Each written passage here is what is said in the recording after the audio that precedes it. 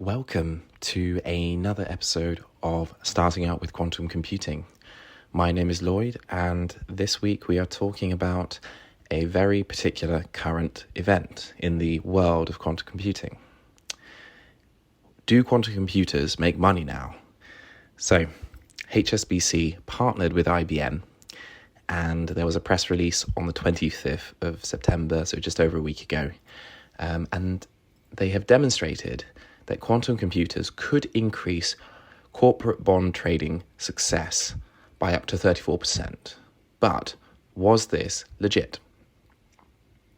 So, HSBC announced that quantum computers could be used within the sector of algorithmic trading, specifically algorithmic corporate bond trading. And they took a hybrid approach, meaning that part of the process was controlled by a normal classical computer, whilst the other part was controlled by a quantum one. And this is good because we can let the parts that are relatively easy, we can let a classical computer dominate those, and then the parts that are actually quite complex, we can let the quantum computer do its job. And by doing this, by having this hybrid approach, the team were able to improve the predictions of how likely a trade would get filled. And for those in the financial world, filled means that the transaction goes through, that the buyer and the seller actually agree on the price, and it all happens automatically nowadays. So algorithmic trading in itself is a huge industry.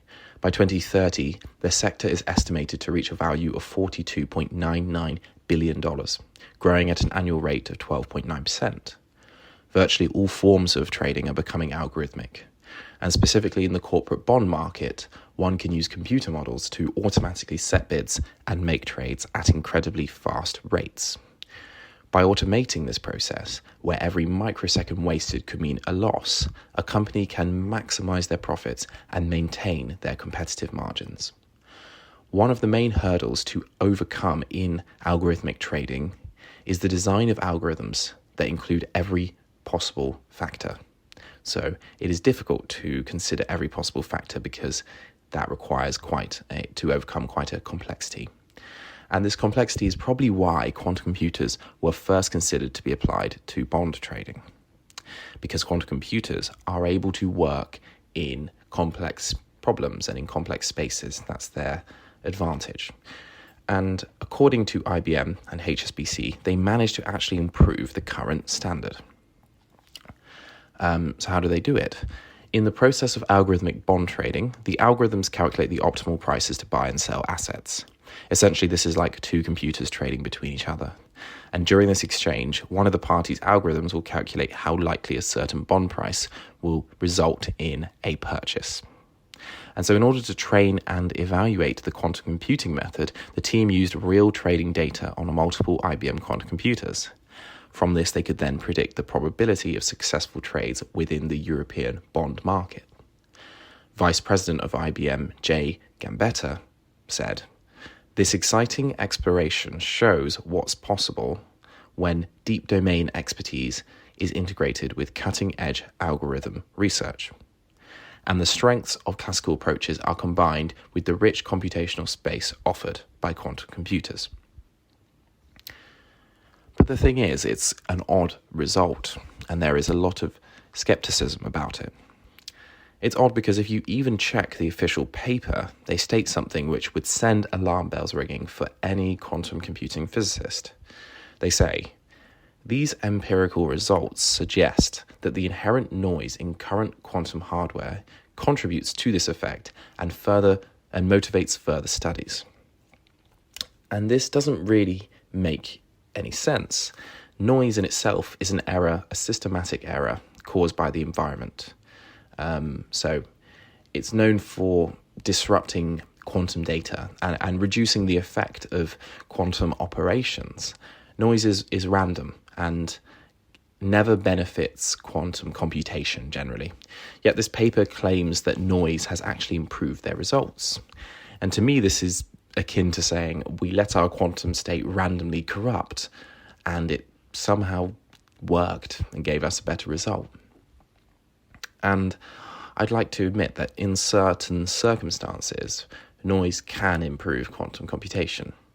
But these are processes that kind of rely upon random processes anyway.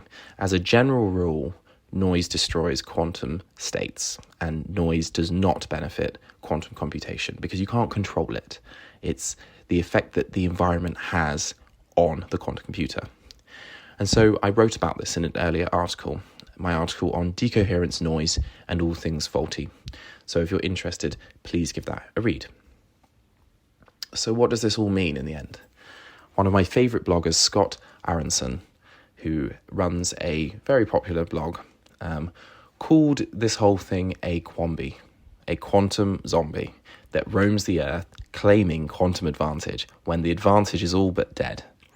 And he has got a point, to be fair. There aren't many examples of overwhelming quantum advantage where it has actually been implemented in real life. Grover's algorithm, Shor's algorithm, Deutsch-Joseph's algorithm have all either not been implemented due to hardware limitations or don't have enough relevant practical uses. Although there are a lot of roaming quambis, nevertheless, even bad press can be good.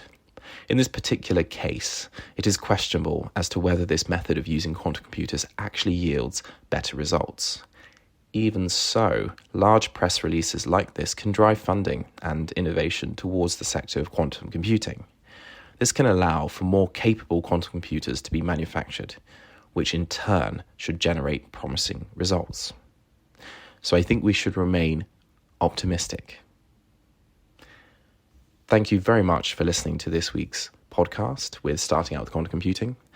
My name is Lloyd Durand, and if you are interested in quantum computing or you know a friend who might be, please share or leave a comment.